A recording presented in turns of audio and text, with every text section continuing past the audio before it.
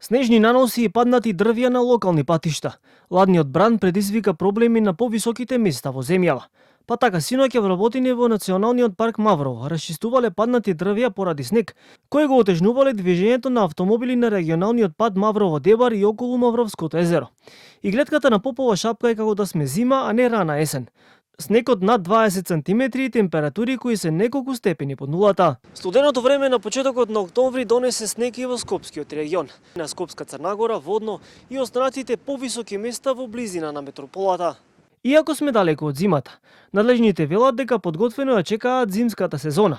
Од јавното предпријатие Македонија Пат уверуваат дека граѓаните во текот на зимата ќе имаат чисти улици. Согласно програмата за зимската сезона, јавното предпријатие Македонија Пат е подготвено за полесно справување со евентуалните врнежи и проблеми на патиштата.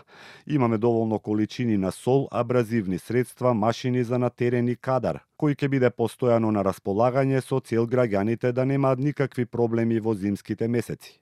Неочекуваниот студ уште на почетокот на октомври е изненадување и за метеоролозите. Преку денот, значи, и утре и во недела ќе имаме стабилно време.